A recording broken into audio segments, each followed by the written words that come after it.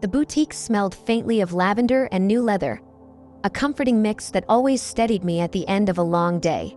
The lamps hanging from the ceiling glowed warmly, reflecting off glass cases filled with carefully chosen jewelry and folded scarves.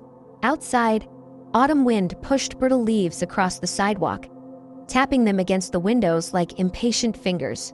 Inside, it was quiet, peaceful, until the door chimed and Mrs. Peterson stepped inside, wrapped in her beige wool coat, cheeks flushed from the cold.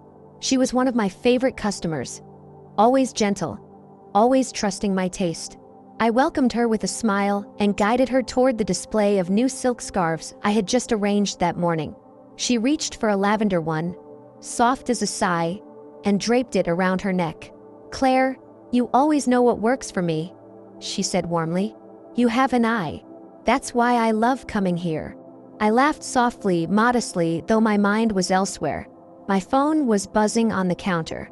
Usually, I ignored it when I had a customer, but something about the vibration, sharp, insistent, made me glance down. Mark's name glowed on the screen. The message was short, brutal, and final. "I'm leaving you. Moving to Miami with my 20-year-old girlfriend. Already emptied our joint account." Haha. My breath caught, but only for a second. My face remained calm, my hands steady. I smoothed the scarf over Mrs. Peterson's shoulders, adjusted the folds so it fell gracefully. "Perfect," I said, smiling into her reflection in the mirror. She beamed back at me, unaware that in the span of those few seconds, my marriage had been reduced to ash. "Wrap this one up for me, would you?" she said cheerfully. "Of course," I replied, voice as even as if nothing had happened. I folded the scarf carefully, slipped it into silver wrapping paper, sealed it with the boutique's embossed sticker, and handed it over. She thanked me warmly, promised to return next week, and left, the door chiming again as the cold wind rushed in behind her. Only then did I pick up the phone. My eyes lingered on his words. My lips curved into a faint smile. Not joy, not anger, just a quiet recognition that the moment I had been preparing for had finally arrived. I typed 2 words in reply: "Good luck." I could imagine him now, smug and certain, picturing me crumbling, imagining me sobbing on the boutique floor. But Mark didn't know me as well as he thought. Not anymore. For months I had seen the signs, the late nights at work that didn't show up in his pay, the gym membership, the suddenly expensive cologne, the way his phone was glued to his hand, screen turned down whenever I walked into the room. He thought I was blind. He thought I was naive. He thought I would fall apart when the truth came out. He had no idea that I had been preparing for this very moment. 3 months earlier, I had found the receipt tucked in his jacket pocket. Dinner for 2 at an Italian restaurant downtown. That same night, he'd claimed he was staying late at the office. I hadn't confronted him. Instead, I had opened a new account at a different bank. Slowly, quietly, I moved the bulk of my savings there. The profits from my boutique, the inheritance my grandmother had left me, the emergency fund I had been building for years. Meanwhile, I smiled and nodded when he suggested merging accounts to make things easier. He had no clue the joint account he drained tonight was just a decoy, stocked with enough to satisfy him but nothing that would leave me stranded. Another buzz. "Don't bother begging. Melissa and I leave tomorrow. I'll send for my things later." Melissa. The name stung, but not with surprise. She was the new receptionist at his firm. I had met her once at the holiday party. A glittery dress, a laugh that carried too far, a hand resting too long on Mark's arm. I had seen it in her eyes, the calculation, the hunger, the thrill of being noticed. And in Mark's, the thrill of being admired by someone so young, so easy to impress. I didn't reply. Instead, I dialed my lawyer. "It's time," I told her. Her voice was calm, measured, as though she had been waiting for this. "So he finally made his move?" "Yes," I said. "He's in Miami tomorrow." "Perfect. The papers are ready. We'll serve him there. He won't see it coming." I hung up, set the phone aside, and locked up the boutique. The night air was sharp as I walked the few blocks to my grandmother's house. The house she had left me, the house Mark had always begged me to put his name on. The house I never did. Instinct had saved me again.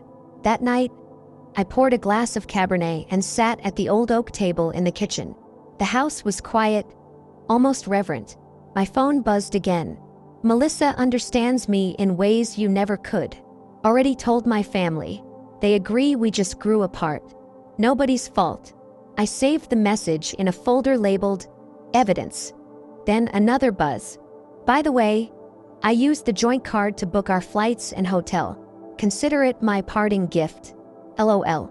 I actually laughed this time. I dialed the credit card company, reported fraudulent charges, and sent screenshots as proof. The representative canceled the tickets and hotel reservations, their polite tone barely containing amusement at my calm efficiency. Tomorrow morning, Mark and Melissa would arrive at the airport expecting champagne and first class. Instead, they would be scrambling for budget seats and a motel room. When I finally climbed into bed, the sheets smelled faintly of lavender. I closed my eyes, and for the first time in years, I didn't dream of Mark at all. The next morning, my phone chimed with a message from Mrs. Peterson, a photo of her in her backyard, wrapped in a lavender scarf, smiling. "Your shop makes me happy, Claire. Don't ever stop." I stared at her message longer than I had stared at Mark's betrayal, because it reminded me of who I really was, not the woman he thought he had broken, but the woman I had built myself into. By the time I unlocked the boutique the next morning, the city was already humming with the restless energy of commuters. My hands moved automatically. Lights on, blinds adjusted, cash drawer checked, coffee brewing in the back room, while my mind lingered on Mark. Not in grief, but in anticipation. I knew his patterns too well. When things didn't go his way, he unraveled quickly. He always needed someone to blame. Sure enough, as I arranged a new window display, my phone began buzzing again. The messages were frantic this time, stripped of the smug bravado. "What the hell did you do? Our tickets got canceled. The hotel says the reservation is gone. Do you think this is funny?" I let the phone buzz itself into silence. Outside, the first golden strands of sunlight spilled across the sidewalk, catching on the edges of the glass. I adjusted a scarf, tilted a mannequin's chin, and stepped back. My boutique looked beautiful, ready for another day of customers who trusted me, who valued me. That was my world, not Mark's chaos. By mid-morning, though, I couldn't resist checking in again. His messages had taken on a sharper edge. "Melissa is furious. We had to buy last-minute tickets on my card. Middle seats in the back. She says this isn't the luxury trip I promised. Fix this, Claire. I know you did something." The corners of my mouth lifted, though I didn't reply. Fix this, Claire. As if I were still his safety net, the one who smoothed over his failures, the one who made sure his world didn't collapse. He hadn't yet understood that I was done playing that role. Around noon, Mrs. Patel stopped in to browse. She was a woman in her 70s with kind eyes and a habit of telling me stories about her youth in Bombay. As I wrapped up the silk shawl she chose, she touched my hand gently. "You always take care of us, dear, but don't forget to take care of yourself, too." Her words lingered long after she left. Take care of yourself. That was what this was about now. No longer protecting Mark, no longer sacrificing pieces of myself to keep our marriage afloat. It was about reclaiming everything he had chipped away at year after year. That evening, my lawyer called. Her voice was brisk, efficient. "The divorce petition is filed. He'll be served in Miami. Given his behavior, this will move quickly. You've documented his infidelity, you've safeguarded your assets. This is going to end in your favor." I thanked her and poured myself a glass of wine, the same deep red as last night, the same glass that now felt like a ritual of closure. The house was silent except for the faint ticking of the grandfather clock. My phone vibrated again, a photo this time.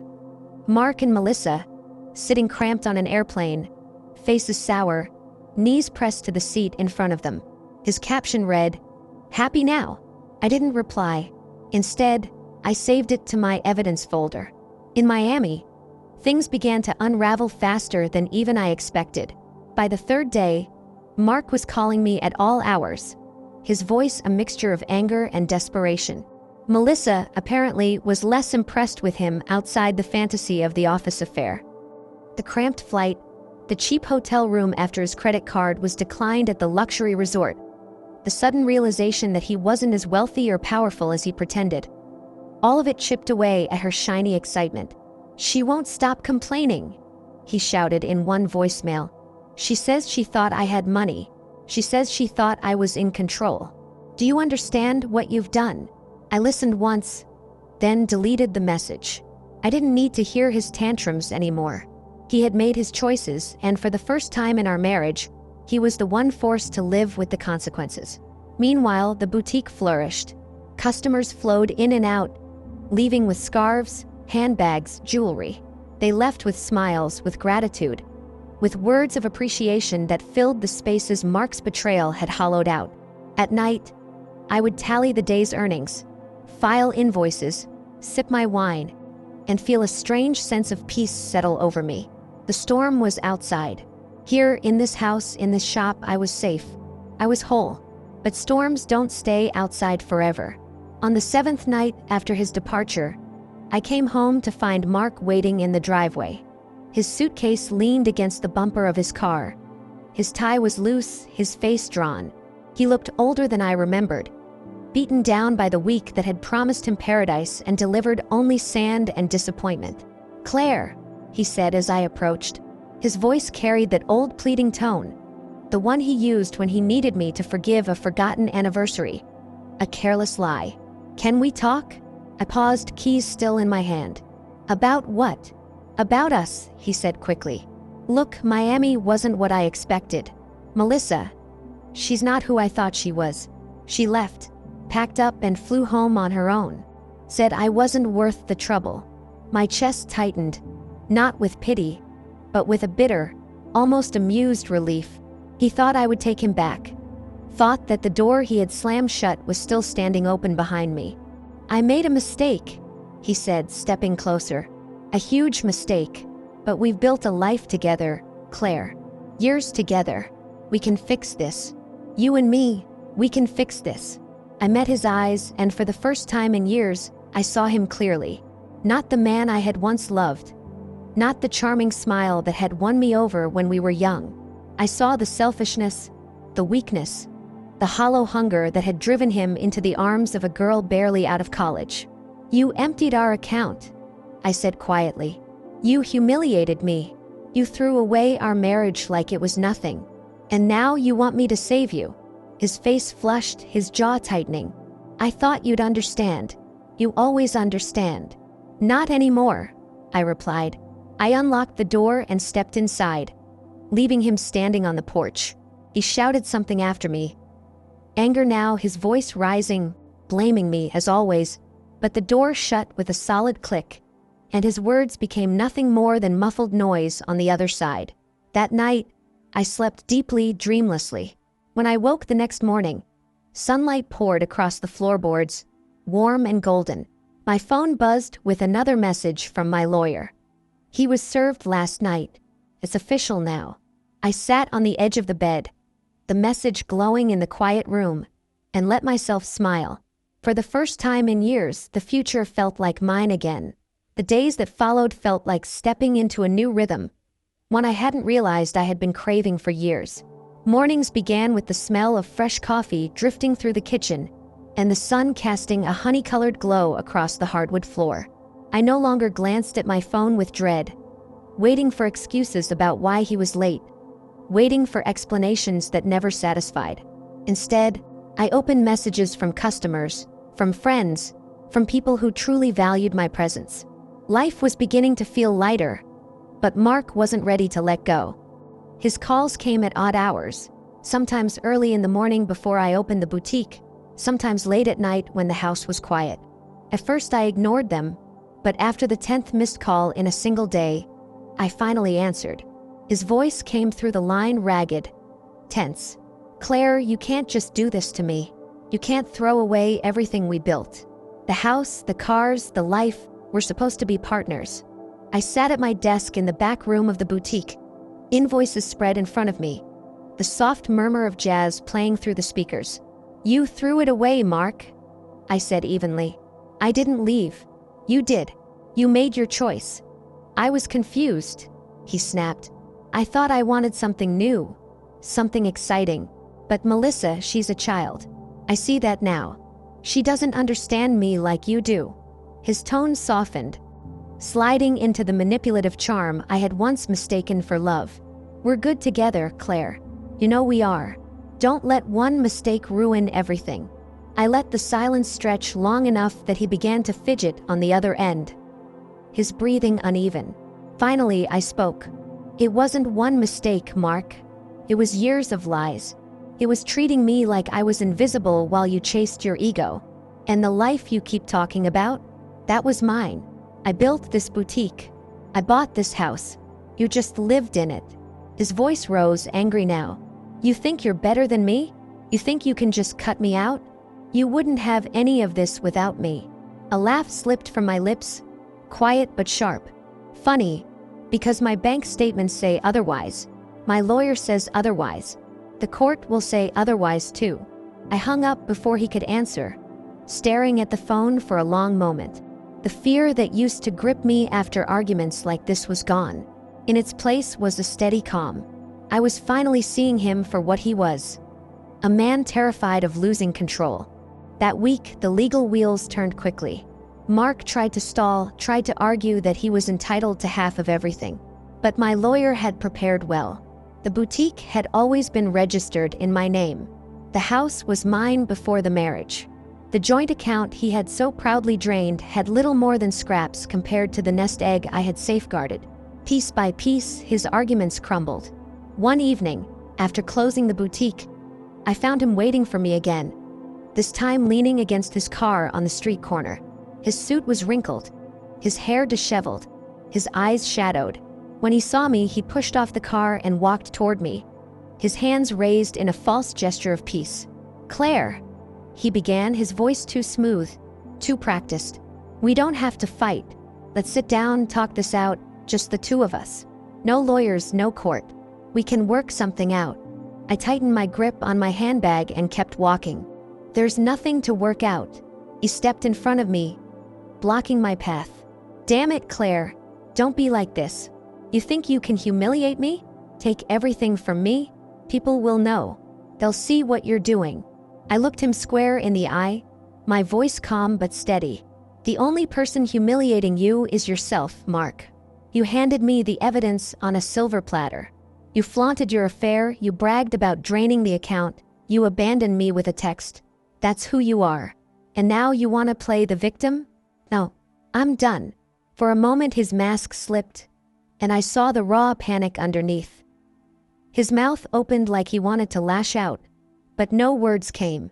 He looked smaller somehow, as if the weight of his own choices was finally pressing down. I stepped around him, unlocked my car, and drove away without looking back at a tea home that night. I curled up on the couch with a blanket and a book, something I hadn't done in years. The quiet felt safe, like a gift.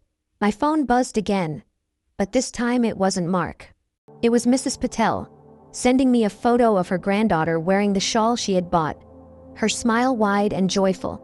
Beneath it, she had written, "Your work brings happiness to our family. Thank you." I stared at the photo for a long time, my chest warming. This was what mattered. Not the wreckage Mark had left behind, but the life I had built, the community I had nurtured, the independence I had reclaimed. Still, Mark wasn't finished trying. Over the next week, he shifted tactics. One day he was pleading, promising change. The next he was raging, threatening to drag me through court for years. I responded the same way each time, by forwarding his messages to my lawyer and refusing to engage. Each threat, each plea, each manipulative turn of phrase became another nail in the coffin of his case. And slowly, inevitably, his calls grew fewer, his messages shorter. The fight was draining out of him, replaced by silence. One evening, weeks later, I walked through the boutique after closing and ran my fingers along the racks of scarves and dresses, the soft fabric whispering beneath my touch. The shop smelled faintly of lavender and leather again, the way it always had, and I realized that I felt free. For the first time in years, there was no weight pressing down on me, no storm brewing in the background. Just me, my work, my home, my future. Mark had thought he was breaking me when he left, but in reality, he had freed me. The first time I heard about Mark's trouble at work, it came from an unexpected source. I was steaming a rack of blouses in the boutique when Jenna, one of my regular customers, walked in with her usual cheerful smile. She browsed for a while, then leaned over the counter conspiratorially. "Claire, you didn't hear this from me, but the firm is buzzing. Word is your husband's in hot water. Something about expense reports and inappropriate conduct. They say the partners are furious." I felt the faintest flicker of satisfaction, though I kept my face composed. "Ex-husband," I corrected softly. Jenna blinked, then nodded knowingly. "Good for you," she said, and patted my hand before leaving with her purchase. That evening, curiosity got the better of me. I opened my laptop and typed his name into the search bar. There it was, buried halfway down the page. A small but telling article in a local business journal. "Senior account manager under review amid allegations." The words glowed on the screen like a quiet confirmation that karma had begun its work. I leaned back in my chair, the soft creak of the wood behind me. It wasn't that I wished him ruin. I wasn't that cruel.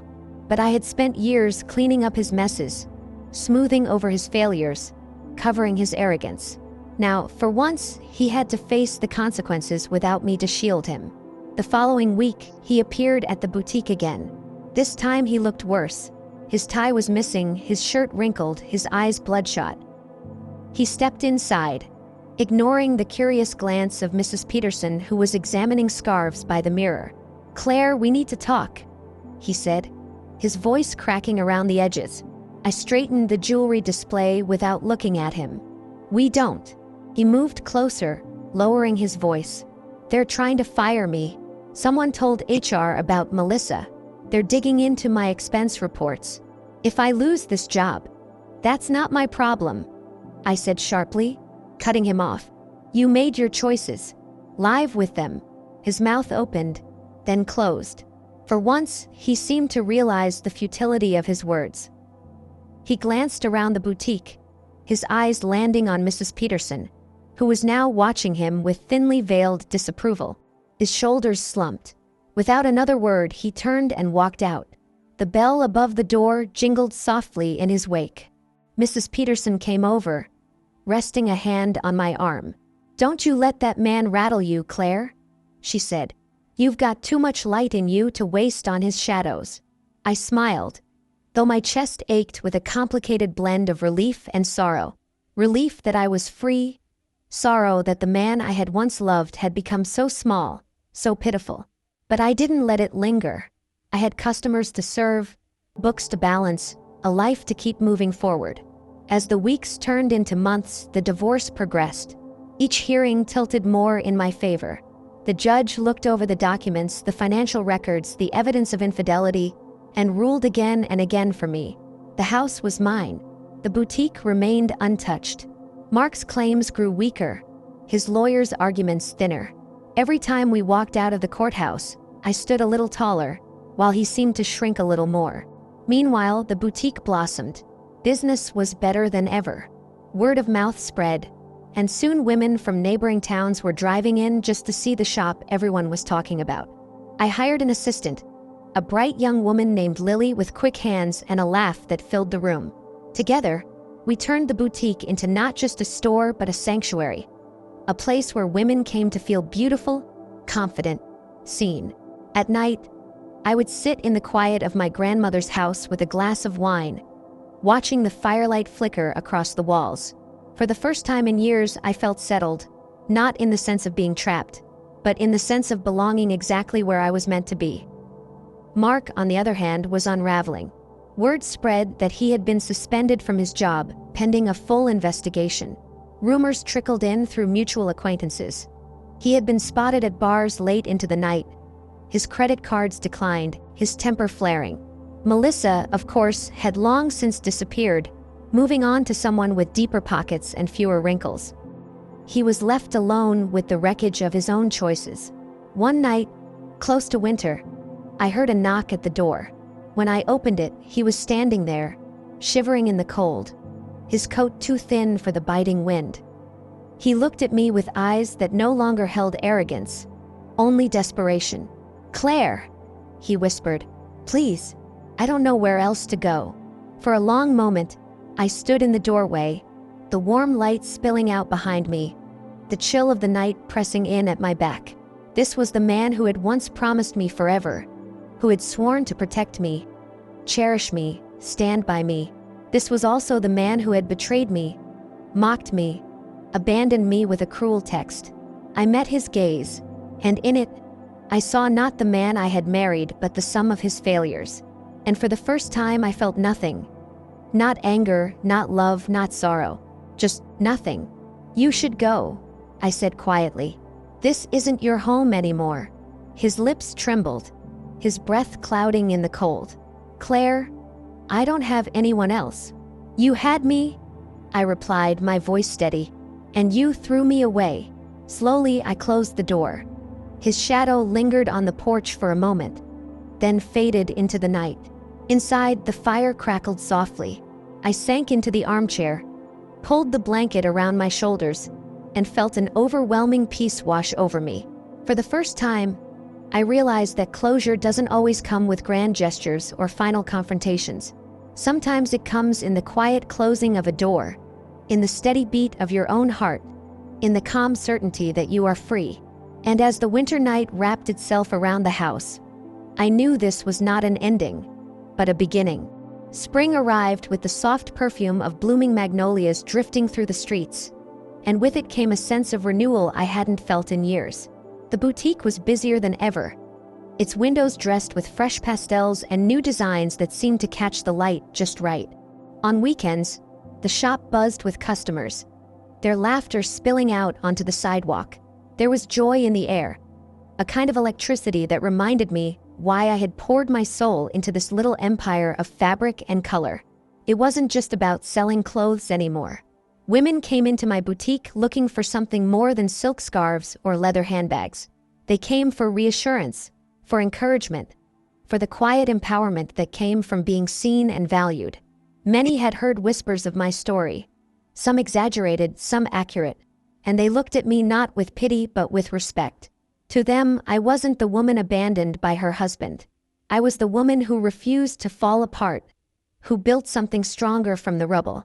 One Saturday afternoon, as I helped a young mother pick out a dress for her daughter's graduation, I caught my reflection in the mirror. My hair was swept back, a few strands silvering at the temples. My eyes, once dulled by betrayal, now carried a spark I hadn't seen in years. I realized, with a jolt of gratitude, that I liked the woman staring back at me. She was resilient, capable, unafraid of her own strength. News of Mark reached me now and then through the same grapevine that had once hummed with gossip about my divorce. He had lost his job permanently after the investigation. The inappropriate relationship, the expense report discrepancies, and his reputation for arrogance had sealed his fate. Last I heard, he was living in a rented room above a garage, scraping by on odd consulting gigs that never lasted more than a few months. Melissa had moved on quickly, leaving him behind with nothing but the echo of what could have been. At first, hearing of his downfall gave me a sharp sense of vindication. But over time, that faded. I realized his life was no longer my concern, nor my measure of success. My victories were not defined by his failures. They were defined by every new store opening, every loyal customer, every young woman I mentored who left my office brimming with confidence. 6 months after the divorce was finalized, I stood at the ribbon cutting of my second boutique location. The local press had shown up, cameras flashing, microphones held out as they asked about expansion, about entrepreneurship, about the woman who had turned heartbreak into opportunity. I smiled into the cameras, not for vanity, but for the simple joy of knowing that my story was mine to tell, and it was no longer about him. One evening, after the ceremony had ended and the crowd had dispersed, I lingered outside the new store. The streetlights glowed softly, the shop windows twinkling with promise. A man approached, someone I'd met a few times at community business events. His name was Daniel, a restaurateur with kind eyes and an easy smile. He handed me a cup of coffee from the cafe across the street. "You look like you could use this," he said, and I laughed, accepting it with genuine warmth. We stood there talking, the conversation flowing easily, unforced. He didn't bring up my past or ask about Mark. He spoke about his restaurant, about the neighborhood, about the simple pleasures of creating something people enjoyed. There was no spark of romance that night, no dramatic promise of a new love story, but there was comfort, companionship, the beginning of something that felt real. And for the first time in a long time, I allowed myself to imagine the possibility of happiness that didn't hinge on survival but on choice. A year later, as the boutique celebrated its anniversary with a crowded event, I caught myself standing on the small stage, microphone in hand, looking out at the sea of faces. Employees, customers, friends, even strangers who had come because they'd heard about the shop that had risen from Betrayal. I spoke from the heart. This place began as just an idea, a little shop I dreamed of long before I knew how much I'd need it. Life doesn't always turn out the way we expect. Sometimes the people we trust most fail us. But when that happens, we have a choice. We can let it break us, or we can let it shape us into something stronger. This boutique isn't just mine. It belongs to every woman who ever decided she was worth more than someone else's smallness. And I hope it stands as a reminder that even in the darkest chapters, there is always another page to be written. The crowd erupted into applause, but my eyes caught Daniel's in the back. He smiled, lifting his glass in a quiet toast. And for once, I felt no trace of the hollow ache Mark had left behind. Instead, I felt whole. That night, after the last guest had gone and the shop was quiet again, I sat in my office with a glass of champagne. On the wall above my desk hung the framed text Mark had once sent me. "Have fun with your little shop." Below it was my latest award for Businesswoman of the Year. I looked at both and laughed softly to myself. His cruel words had been meant to diminish me, to mock me, to convince me that I would never rise without him. Instead, they had become my fuel, my proof, my reminder that success is the sweetest form of revenge. I turned off the lights, locked the boutique, and stepped into the night air. The city hummed around me, alive and full of possibility. My story had begun with betrayal, but it had ended here with strength, independence, and a future that belonged entirely to me. And as I walked home, I felt certain of one thing.